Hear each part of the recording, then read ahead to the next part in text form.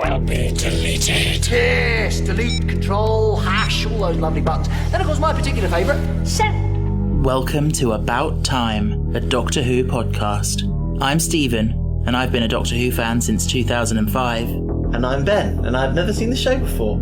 For years now, I've been trying to convince Ben to give it a go. And my answer has always been no. But now, finally, he's agreed not only to watch it with me, but to do a podcast about it as well. And quite frankly, it's about time.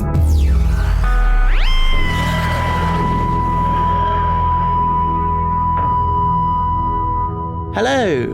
Hello. Oh, I'm joined this week with Marcus Butler. Yeah, mate. Do you want to download my OnlyFans? Yeah, there's no nudity on it. I haven't actually downloaded it. I was going to say, how would you know? I haven't downloaded it. You only know because I've told you. Anyway, hello. Hello. It's us again. It is me and you. Hello again. Apparently this is going to be another musical episode. Yeah. When is it not with me? Well, exactly, yeah. So we've just watched part 2 of the Cyberman two-parter of Series 2. Shh. The Age of Steel. The Age of Shit, that's what it's more like. I'm not going to lie. Yeah, it's not my favourite. Not my favourite. It's a shame. When it finished, you said to me they failed the Cybermen. Yes. Yeah, I do think they did the Cybermen dirty. Yes. A lot of people love this two-parter, I'm sure, but I just think it's a bit... It feels like it had some good ideas that could have been done well, but... I think it's got a massive pacing structure. It's really off in the pacing. Yeah. It should have been... If one episode, condense it down into one episode, there was not enough story to spread this over. Maybe. Stephen... The amount of times we were like flapping around finding this thing in the air balloon and this thing down in the little vent and this thing there. And I was just like, no, this all could be cut. Yeah, I don't necessarily mind things being a little bit slower. Like, I don't necessarily mind the pacing. Oh no, the pacing's off. But I just think it's all a bit naff. Like, for me watching it, I felt like David Tennant, who is such a good actor and a good doctor, I feel like he's struggling to like make the best of a weak script. Oh yeah, 100%. You know, 100%. And he does a great job, like, because he's a pro. But the best bit in this bit is when he just goes blabbering on. Oh, okay, that was. And you realise he knows Mickey can see him. Exactly. Yeah, that's quite good. That speech. Like you suddenly realise, you suddenly twig. Yeah. Anyway, it's funny. Like, so that whole resolution thing there, like he said about making every bit of technology compatible with everything else, like that was its downfall. Yeah. But that's so weird because you watch it now and it feels like an Apple reference or something. But like this was 2006. This was pre-iPhone. Yeah. So it's pre-iPhone, but not pre-Apple. No, but you know what I mean. Like with the iPhone, that's really solidified. I think everything being connected. Yeah. Didn't Apple steal the idea for the touchscreen phone from Nokia? I wouldn't like to say I've never heard that, but I think Nokia had come up with it first. Okay. Just to cover our backs legally, that's just hearsay. We're not confirming that's the case. Yeah. One of my favourite things when I used to work for a tuition company, one of the tasks that a child had to do was to write an essay about Steve Jobs. And I read it, and their first line said, "It was in the early 1900s that Steve Jobs invented the iPhone." And I was like, not quite sure about that. No. But yeah. Anyway, back to the Age of Steel. No. The Age of Shit. The Age of Shite. Apologies to anyone who loves this episode. You are valid. You can like what you like. You can like what you like, and I will like what I like. And Doctor Who in season 2 is absolutely not it. Yeah, I did say to you before it started, I was like, yeah, it is pretty weak, but series 2 does have some absolute bangers in it. You've got 2 more two-parters coming up in this series, and both of those are excellent in my view. So we'll look forward to those. What is the episode next? Is it a one-parter? The next one's a single parter, yeah. Okay. What do you want to talk about in this episode? I've got a few little things that just irritated me. Okay, what irritated you? Okay, so Billy's acting in this. I really do feel like she's not the Billy we knew. Like Billy. Rose. She's not the Rose. Like Billy's, I don't know, maybe it's the direction that she's been given by directors. Maybe it's the script that she's not gelling with. I don't know, but something off. It just feels a bit weak, phoned in, a bit like shadowy of what she gave, the performance she gave last time. Yes. A lot of people, and I probably agree, I would say that Series 1 Rose is vastly preferable to Series 2 Rose. A lot of people find she's a bit insufferable when she gets with the 10th Doctor, David Tennant. Like now she's with him and they're kind of very much smitten together. It's a little bit like, like vomity. Again, a lot of people love it. And I do, I'm very happy with them being an item, but... They're not an item. Yes and no. They are not. In Rose's eyes, they definitely are. No, they're not. In the Doctor's eyes, maybe not, but in Rose's eyes, they are. She got a kiss from Mickaroo today. Oh, yeah. Out of unconsensual. Yeah, and she was very, like you said at the end, she was very self-centered when she was... She is! Mickey was like, I'm staying, and she's like, but what if I need you? Like, bitch, you haven't needed him for ages. I said this in a couple of episodes back, let him go. Yeah. I personally think that he did the right thing by staying. He needed a brand new start. A fresh start, yeah. And he needed to be somewhere where he is needed. Yeah. And I think Mickey, I was going to call him Ricky then. Mickey did a fantastic thing by saying, no, my gran needs me. Yeah. This world needs me. They need me to go and give the codes out. They need me to defend them. Yeah. That is a really great character arc. He is done now. Yes. He evolved. Yeah. And I think having him go to that place where he's needed is like, it's a good send off.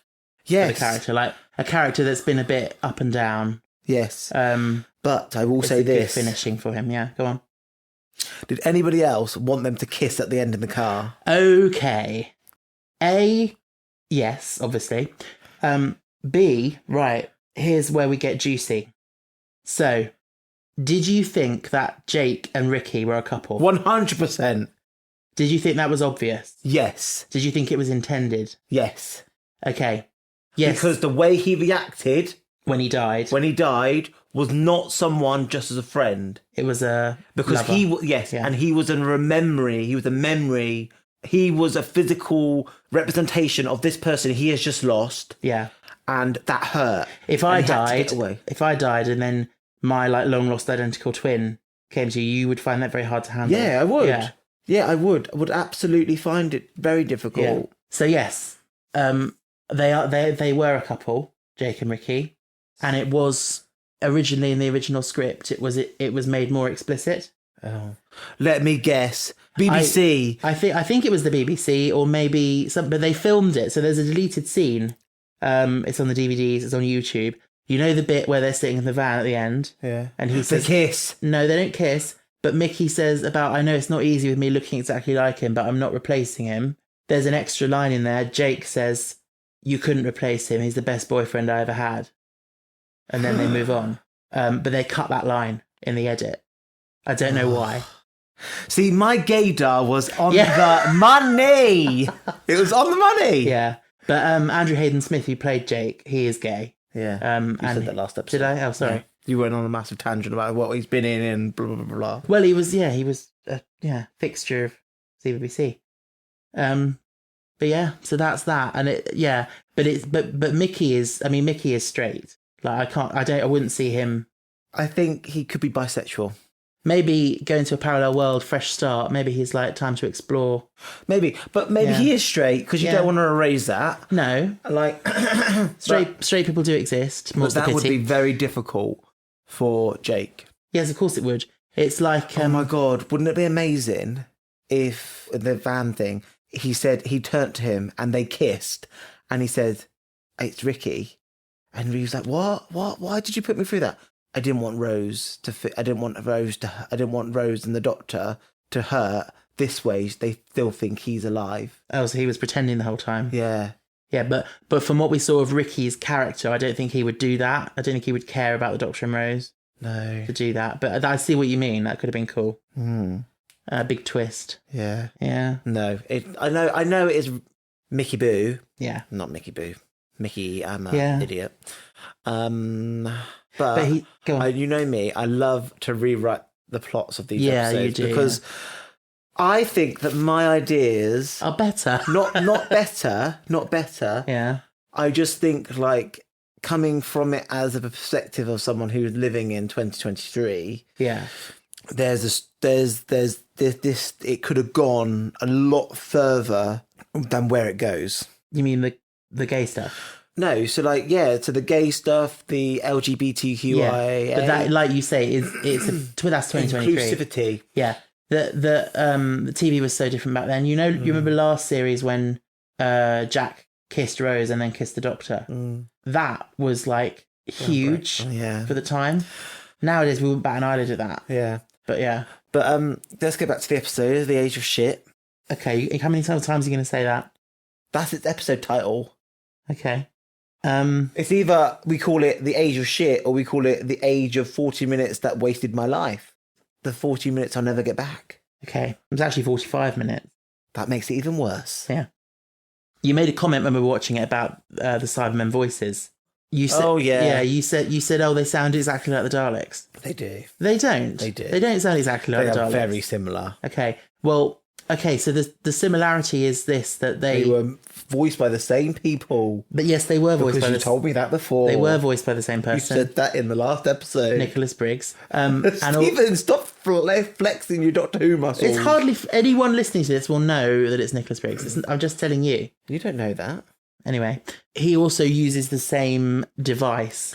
So it's called a ring modulator. And without getting too technical, what it does is it takes the sound and sort of chops it up so that it's got intermittent silences, which is why it sounds all graty for a Dalek. But for a Dalek, those modulations are further apart. So you can hear the individual sort of like crackliness of it.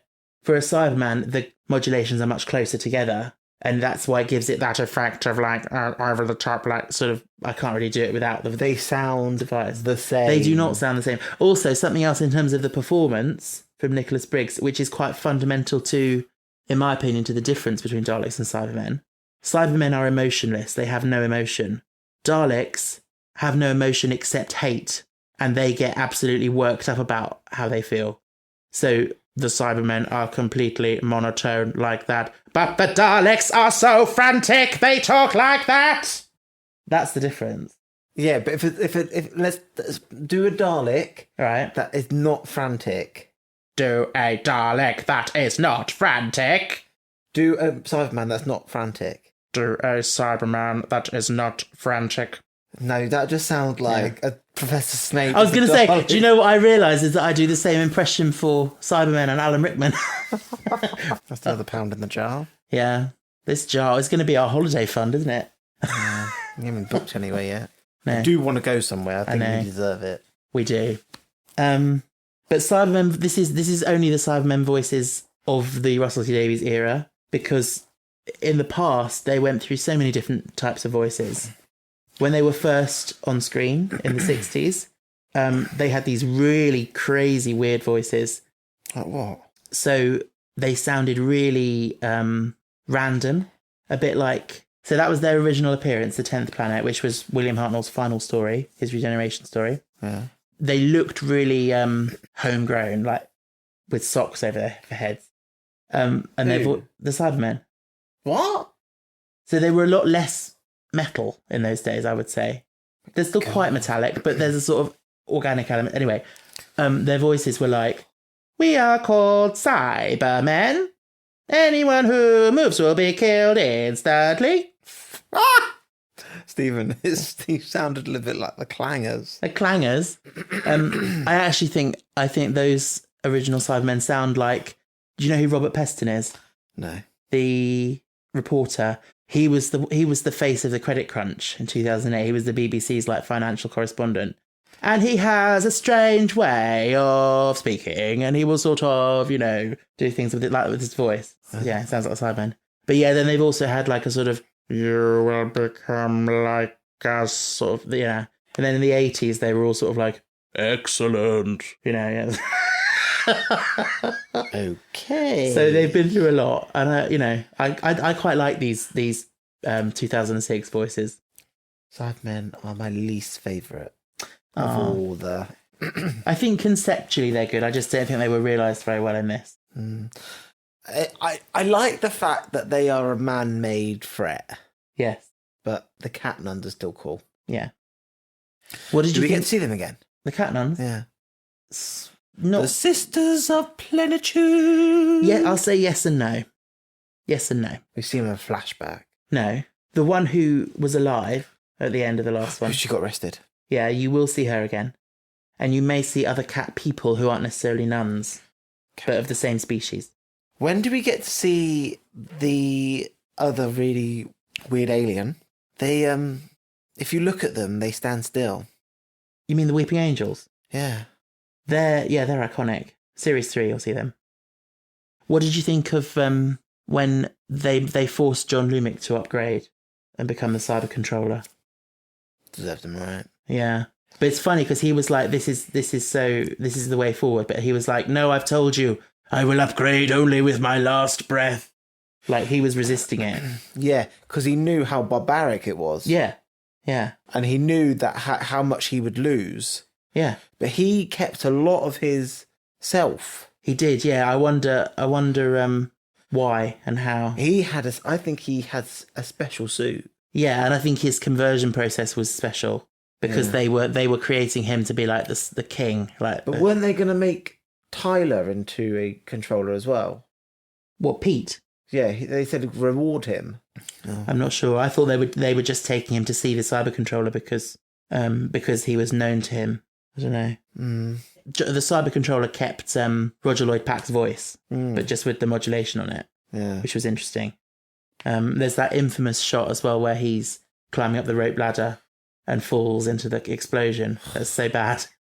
Very bad. The graphics in this episode were god awful. I will agree with that. What I will say about Roger Lloyd Pack, like voicing his own character, I'm a bit like, doesn't really fit with the logic of the species. Like, they didn't rip your vocal cords out. They just took your brain. Your brain doesn't create your voice. Your vocal cords do. Well, it's a mixture of the two, but yeah.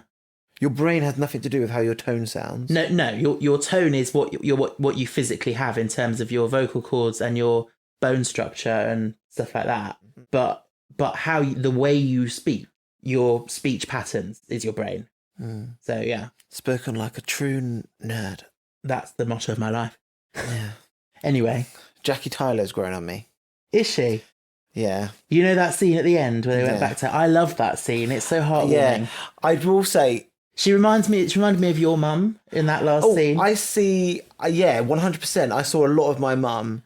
My mum, for anybody who doesn't know, she is what I would call a person who was destined to be a mum. Yeah, she's a mother hen. Yeah, she's a very motherly type. So very much like Jackie, very motherly, very protective. Yeah. And yeah, so I see a lot in Jackie is my mum. Like, Jackie's very protective of her daughter. My mum's very protective of her sons. She's very loving to her children. She will give the stars and the moons to her children. Yeah. So it's, yeah. But my mum has a Hampshirean accent. Yeah, not a West Cockney. London. Yeah. West London. I don't know, I'm just guessed. But Jackie's grown on you. Yeah. I mean, I really want her to go in the TARDIS. I really want her to be a pseudo companion. Yeah. Because if Mickey can do it, come on, give us Jackie. Yeah. Like, I think. Oh, But I don't think the Doctor would ever choose to take her. no, not by choice. Bless her. Is the TARDIS infinite? On the inside? Yeah. That's a very good question. Because you think of the TARDIS as being quite infinite. Yeah, I sort of think it is, but maybe it's not. I don't know. I want to say it's not actually infinite because I feel like that's not possible. Like, I know the TARDIS isn't possible because it's bigger on the inside, but so, for example, there's a time in the classic series, there might be more than one time, but there's one I'm thinking of where in order to get power to take them a certain place, they have to jettison a room from the inside the TARDIS. Jettison. So like destroy a room and like turn that into power. Oh. So like explode a room and yeah. Oh, okay. So, but if you could do that, that means it's, you know, if there's infinite rooms and you do infinity minus one room, that's still infinity. Do you know what I mean? Mm. So it's yeah. Yeah. I don't know. I think it's probably finite, but just very big. Yeah. Okay. But who knows? But I still think I've worked out how the TARDIS works. Okay. So the TARDIS door is a portal Yeah. that goes into a bubble in space. Yeah. And that bubble is like, it's within the TARDIS. It moves within the TARDIS, but it's much bigger. Am I making any sense? So I it's think a big bubble Hmm. inside a small casing Yeah. that moves. Yeah. That's what I think it is. Yeah. Technically a different place, but moves. It's tethered to the TARDIS. Yes. Yeah, something like that. Yeah. I don't really know. I'm not a physicist in any way. I'm not very good at maths. No. I think it's to do with dimensions and like we have 2 dimensions and 3 dimensions and we live in a 3-dimensional world, but we can envision what 4 dimensions might look like or 5 dimensions. Do we not live in 4 dimensions? Well, it depends if you count time as a dimension. Oh, okay. And some people do and some people don't. But I was watching some videos on YouTube about like, so you know how you can, on a flat piece of paper, you can draw a cube.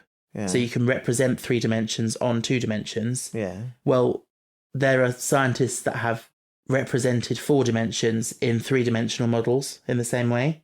And it's really like screws with your head. It's like really crazy to look at. But yeah, so I think it's something to do with that. Like it's to do with dimensions that we can't get our head around is how the TARDIS is bigger on the inside. Oh, okay. But yeah. Alien technology. Yeah. Who would have thought it? One of my favourite characters in this 2-parter is Mrs. Moore. Yes. She's an icon of this 2-parter. I wouldn't go as far as an icon. No, okay, maybe it's a bit too far, but she's great, yeah, great character. Yeah. And as soon as she went down in the cold, I was like, so you're either going to betray him or you're going to die. Yeah. She's funny though, like, you know, when she comes to rescue them in the van, and then she's like, "Finish chatting, slowest getaway I've ever seen in my life." Yeah, I love a Welsh accent. Yeah. The most underrated accent in the world. Yeah, I do like a Welsh accent as well. Nice, deep, manly Welsh accent. Oh. Make weak at the knees. Sorry, I can't do that. Oh, hello, Ben. How's this for you? No. It needs to be a true Welshman. Hello, Ben. You can't be a Welshman, you're not Welsh. My name's Stephen. I'm secretly from Wales. I've just been doing that weird posh accent the whole time, just to throw you off. Weird posh accent? I don't think so. I've met your parents and I've met your grandparent. What are you trying to say? Anything else you want to say about Mrs. Moore? Yeah, I liked her as a character. I thought she was great. I thought, like, you're going to kill her off. Okay, we needed more time with her. We needed more time. It's a 2-parter. We could have seen her a bit more. We were just starting to like her and get to know her when she gets there. That is it. This structuring is very odd to me. Yeah. Like, should have introduced her way earlier. Should have, like, built more of, like, communications about this rebellion. A lot of this episode did not hit the mark. I know. One of my favourite scenes, though, and I think probably one of your highlights of the episode, was the Cyberman who was Sally. Oh, yeah. Who was getting married. Yeah. Yeah, I think that was done really well. Was done very well and made the idea more sickening than what it already was. Yeah. Like this. Have you heard of Hellraiser? Is it a film? It is a film with Pinhead. Pinhead? Yeah. Is that? He's a Cenobite. Is what? He's a Cenobite. What's that? A demon lord of hell. Okay. And they have this puzzle box, and basically they come out and they kill people who open this puzzle box. Right. I see the Cybermen being like a bit like that, like what? Ruthless and like demonic. Okay. And like, I don't know, they just have this like Cenobite energy for me. Okay. Like very, very, they feel, because they're so cold, it's very demonic. That's the point. Yeah, for me, it's like they're cold and calculating, and they do what seems logical to them. It's like they're going to go and upgrade people, and if people are going to fight back and they're not appropriate, they're not compatible, then just get them out of the way, just delete them because they're taking up space and resources. Yeah. Do you think that person, that Cyberman that was looking in the mirror with the doctor in the mirror, I think that was Jackie? Oh, who knows? It could have been anyone, to be honest. Yeah. But speaking of Jackie, like, what do you think about that the parallel Jackie? Rose was so connected to her. She kept saying, you know, she was like, I'm going with Pete because if there's a chance of saving Jackie, even though it wasn't her mum. Yeah. I feel like I was watching it and sort of slightly rolling my eyes like, oh, come on, she's not your mother. Yeah. But then I'm thinking about if it was me or if it was you and you went to a parallel world and you found your parallel mother, you would want to protect her. Yeah. Yeah, You can't help that. But So yeah. though, it also comes down to you're not going to stay in that world. No. You shouldn't mess too much around this world. Like and especially with Rose being like, hey, they didn't have you, Rose. There's no... Yeah. They didn't... I wonder why they didn't do the double Billy, but they did the double Mickey. Yeah. I guess you needed one or the other because it's very expensive technology, I guess, back in those days doing twins. Because it would have been very cool to see Rose very spoiled. Oh, the rich Rose. Oh, that spoiled would have brat. been... Yeah, that would have been such a juxtaposition. And more of the along the lines of Rose hating herself. Yeah. And like what money has done to her. Yeah, imagine that. That would have been cool. Rather than... I understand why they did this Mickey idea and story, but I don't know. Yeah. Do you not wonder... were you not wondering at any point, like, is there not a parallel Doctor or parallel Time Lords? No. No, because I think they're exempt from that. I think because they used to be able to hop between them, there's only one. They were all called from their pockets to the war and killed. Yeah. I do wonder to this day why Russell thought it was a great idea to kill them all off and keep this one going. Like, makes no sense to me. I don't understand it. I guess just isolate him. Yeah, isolate him, give him back a bit of mystery that perhaps towards the end of the classic series he had lost. Because we learned a lot about him as the show went on. I've got a question for you. Yeah. The Time War. Yeah. Are they stuck in time, or has time moved on? So is time frozen, or has time moved on? You mean in the war? Yeah. Explain what you mean. So, like, is the war just like it's just constantly going round and round and round? It's in a loop. Well, it's happened. It's happened. Well, in whatever time it happened. Yeah. But the point is, for those who can time travel, like the Doctor, he can't access it. He can't get to it. Why? Because it's time locked. Who time locked it? Who knows? I don't know. But maybe. But there is another person out there. But you know who he is. How do you know? Because you've told me before, many moons ago. Yeah, but you can't go on that. You have to go on what you've seen. Yeah. Susan's out there. Oh my God. He's Susan's son. Who is? The Master. He's not. Oh. Just shoot that nip that in the bud. Oh. Okay. Sorry.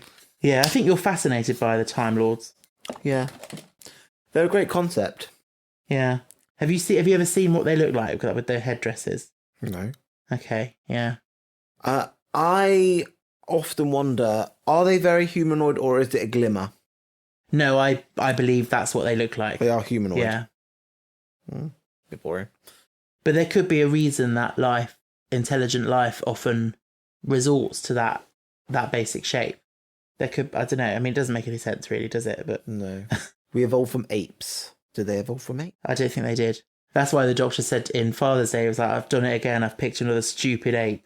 Because he's like insulting the human race by like referring to their ancestors. You also said something interesting. I say a lot of things, Stephen. You do. Towards the end of the episode, you just went, "Oh, I've just suddenly thought of something." Do you remember what you said? Oh, in this world, in this parallel world, Jackie's dead and her dad's alive. Pete's alive. Yeah. In the other world, her dad died and her mum's alive. Yeah. And I thought, well, could he not just jump in the TARDIS with them and go and be with Jackie and fall in love again and be... Yeah. get away from the Cybermen and just live a happy life. But he wouldn't be a millionaire, and He wouldn't be a millionaire, and also it's not his wife, and he's not her husband. So it's a bit weird. Like, I guess some people would be all right with the idea and some people wouldn't. Personally, I think it's a bit weird, but I think in a science fiction show you could probably get away with it. But yeah, it's definitely an interesting thought. yeah, It's like, it'd be kind of be like they're made for each other, wouldn't it? across the world. Yeah. Imagine if he brought all his money with him from that world. He'd break the economy. Yeah. Because the world is only worth a certain amount of money. Yeah. Money's just a made up concept, though. Yeah, it is. So, at the end of the 100 day. something trillion it is worth. Okay. But it doesn't mean anything. No, it doesn't. Doesn't mean anything. Yeah. Down with capitalism. Yeah. Did you want to say anything else? So I'll round this up with a nice little bow for you. Okay. This two-parter was shit. Yes. It was aptly named The Age of Shit. Okay. I think at the time, people loved it. I still think... No, I don't think so. Hmm. I didn't watch it at the time, so I can't say No. fully. But to today's standards, to Ben's standards, it has not hit the mark. Ben's standards. No one can hit those. No but one can hit those, yeah. Would you be interested to see the Cybermen again? Yes. But done better? Yes. Yeah. Totally revamped, totally reimagined, totally like not anything to do with this world. Let's tie this off in a bow. Let's get this out of our memories. I think we need to go back to more along the lines of like, okay, so there's a Cyberman. I thought there was going to be a weird little booger inside. What? Weird little booger man thing. You mean Alien like the Dalek has inside? thing. Yeah. Yeah. Well, it's got a brain inside it. Yeah, or it was going to be like some alien that is like is squishy, like a slug. So it needs the armor. Yeah, I don't know, but wasted No. potential there. But that's the thing with Cybermen. They are so linked to humanity. Yeah, Um, but I would love in the to see them classic again. in the classic series, they came from Earth's twin planet, Mondas. What? You flexing your muscles again. No, I'm just saying how it's different. Look, like, you know. Yeah, I would love to see them again. I'd love to see them more like in a more concentrated episode, more like one arc. You could have totally played with this whole idea that almost like very iRobot. At the end of the first episode, you had a robot that was like actually it woke up and it knew who it was and it was in panic and struck. We didn't play with that concept half as much as it should have been. Well, there's a lot of Doctor Who, so plenty of time for that.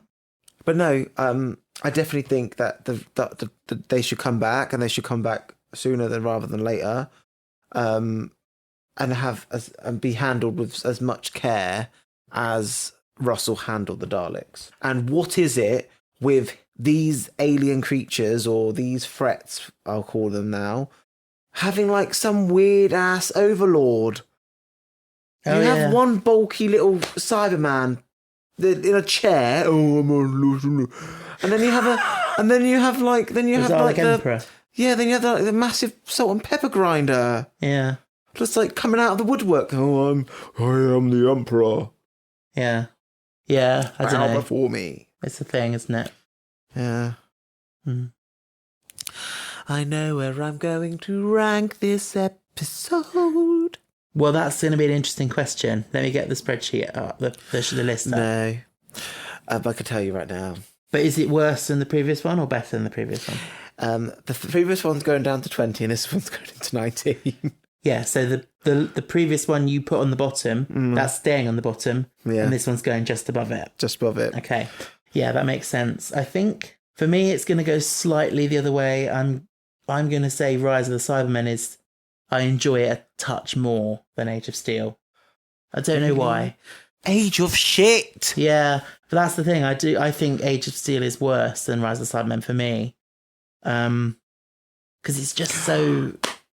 That's what I was going to say about it. I'm so sorry to interrupt you. Hang on, I'm going to put it on number 19. So actually we've both put it on number 19, but my bottom is The Long Game, if you'll pardon the expression.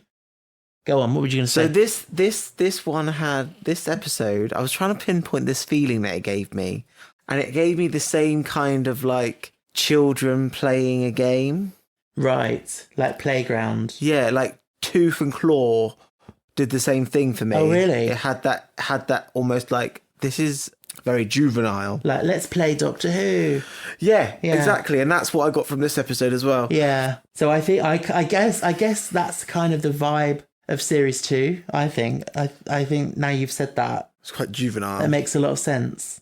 It is very much Russell thinking about children in the playground. Yeah. Oh, Weird. I didn't mean it like that. You know what I mean? Yeah, thinking about childhood. Yeah, I mean, with adults, you've got the water cooler moment where they come in on a Monday to the office and they stand around the water cooler getting their water and they discuss what was on TV at the weekend. For children, that's the playground. So he's thinking about what they're going to be doing in the playground. And like saying like, what game do you want to play? Do you want to play it? Do you want to play 44 in? Who called it 44 in? That's the question of the What? century. I've never heard of that. 44 See, you didn't in. go out very much. No, I went to school. I had a playground. Okay, 44 in. I didn't really play it at school, but like I remember 40-40. No, 44 in. Okay. Was you counted to 44? Right. Yeah, 1, 2, 3, 4, 5. Yes, I know. Yes, I know how numbers work. And then everyone would hide, Right. and then you would go looking for them. If you So it's saw hide and seek. Yeah, but if you saw them, Yes. you had to run back to base, and you had to say 44 in. I see Jeremy. Bobby. Yeah. And if you beat them, you go 44 in, and you are then safe. But the first person to get found is then the next seeker in the next round. Okay. Sounds It thrilling. was a very good game. Sounds absolutely thrilling. We, in the playground at primary school, I didn't have friends at primary school, so I didn't play games. no, I mean, I don't think I played this, but I remember there being British Bulldog. Did you ever play that? Yeah. I can't remember exactly how that works. Isn't it like you have to get from one side to the other and then Yeah, you stop without them? getting tapped. Yeah. But basically tag. Yeah. And that got banned. I don't know why. Maybe people getting violent Yeah. and it got banned. But yeah. So, do you remember, we used to play it in the park where I used to live, and there was a fence on one side, and there was another fence on the other side. And literally, you had to run. I wasn't very good at it, but I used to play. Because I preferred, when I was a kid, I did prefer to be outside. Even if it was just go for a walk with Jet or something like that. Yeah.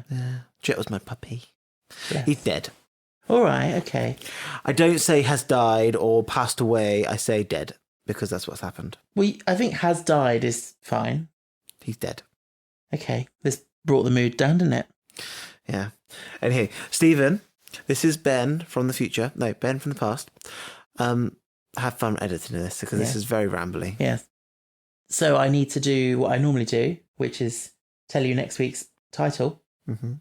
Oh, there's no hotties of the week this week, and there's no what the fuck fashion. No. Well, there is a little what the fuck fashion. Okay. Why does Rose always get these party costumes? First it was the dinner lady, polyester fabric. Now she was in a French maid. Well, not French maid, but it was almost It like was French. of that vibe, yeah. And I'm like, have they run out of budget for your clothes, Rose? I know, it's very strange. Like, they've just gone down to... Where do you get costumes these days in England? Amazon. Amazon? Oh, no. Yeah, because we don't have big party Tesco's. shops. Yeah, maybe. We don't have big party shops, though, like America No. does. We used to have birthdays. We used to have birthdays, but that's But gone. then that closed down. Yeah. We don't, because we're not a really dressy up country. I don't know. I'm not a dressy up But person at all. so I much prefer homemade costumes, like, or homespun, like pulled together costumes. Yeah. Like when it's World Book Day and children turn up at school in like an official like Miss Trunchbull costume that they've bought in a bag. Like I think that's a bit boring. I'd rather see someone pull something together from what they've got, even if it's not very accurate. Like, yeah. But anyway, Miss Trunchbull's such an easy costume to make. yeah. Like padding and a suit. Like a dad's suit. Yeah, I guess. Yeah, anyhow. Yeah, next week's title, Yeah. you're going to say what the actual fuck. Yes. It's called The Idiot's Lantern. Is he off his rocker? Has Russell T Davies been smoking a bit too much weed? So this wasn't Russell Davies' choice. This next one's by Mark Gatiss. do you remember what he wrote in series 1? Aliens in London. No, The Unquiet Dead with Dickens and Gwyneth. Oh yeah. What? Are we going to see another historical character? No, we've had our historical figure for this series, which was Queen Victoria. Wow. Yeah, that's it now. They do want a season. In Russell T Davies era, yeah, they did want a season. Oh, okay. But no, it's Mark Gatiss, and The Idiot's Lantern. You wouldn't know, but it's an old fashioned euphemism for something, which I won't tell you what, but I'll tell you in our next episode. It's a euphemism for a piece of technology. Okay. Which we use every day. Light bulbs. No. You'll find out. We used it just before recording this. TV. Yes, it is the television. Is it? Because it's a lantern, because it's like emits light and lights up your face. And when it was first invented, people were like, watching it is going to make you an idiot. It's going to make you slow. Oh, so it's like 1950s, 1960s? Maybe. I know. We shall see. But yeah, thanks for putting yourself through this episode. This is a very rambly episode of About Time. Yeah, no, I meant thank you to you for watching this low point in the series. Once again, as I said before, if you, listener, love this episode... enjoy the episode. Enjoy it, yeah. Well, I'm not saying... Take what we say with a pinch of salt. Yeah, but hopefully you still enjoyed hearing our views and our thoughts. I haven't been this critical for a long time. I think you've been fairly critical for the last few episodes, actually. Oh, maybe. Even Girl in the Fireplace, which you really liked, you still tore to shreds. Yeah. But that's... Did I really like it? It's your favourite of the series so far. Oh, yeah. Yeah. King France. Hello, King France. Yeah. Anyway. But if you want to email us. abouttimecast@gmail.com. If you want to DM us on Instagram. @abouttimecast. If you want to contact us on TikTok. @abouttimepodcast. And I don't know any more social media. Twitter, which is also AboutTimeCast. Okay. So those are all the places that you can find us. Yeah. Just bear in mind, you will not be talking to me. You talk. It's Steven's Ben's a recluse. Ben's no, like, I go out. Ben's like J.D. Salinger, who wrote Catcher in the Rye, and like you put your artwork out into the world, but you just like hide yourself away and you don't interact. Yeah. In fact, no, you don't even put your artwork out into the world. Not anymore. No. you do it and it looks beautiful, but you keep it to yourself, which is fine. But yeah, it's sad because I think people should see it because it's good. I'm working on something at the moment, aren't I? You are, yeah. I'm looking forward to that coming to fruition. I want to make it a pin. I've decided. Mm-hmm. You can, if you're interested to see some of Ben's artwork, you can check it out. I may have mentioned on the pod before, I've got a another podcast where I make free audiobooks. And Ben's done a lot of cover illustrations for the different audiobooks that I've done. If you check out Willow Audiobooks on Instagram, you can see Ben's really cool illustrations that he's done for like The Secret Garden. Secret Garden's my favourite. 5 Children in It. That's a good one. Yeah, those are probably Alice in my Wonderland. favourite. Yeah. So yeah, go and have a look at those. I've done all these illustrations for Stephen. I do this podcast for Stephen. I have a musical idea. Have I got any music for it, Stephen, yet? That musical idea I've had for about 4 years now, and I've asked you many times. Blame my autism, which I now am 100% sure I've got. Seeking diagnosis. Hashtag seeking diagnosis. Anywho, stay fantastic. You're so keen to be finished, aren't you? I need a wee. Okay. Okay. Take care, everyone. Bye-bye. Bye. Stay fantastic. Right, go and have your wee.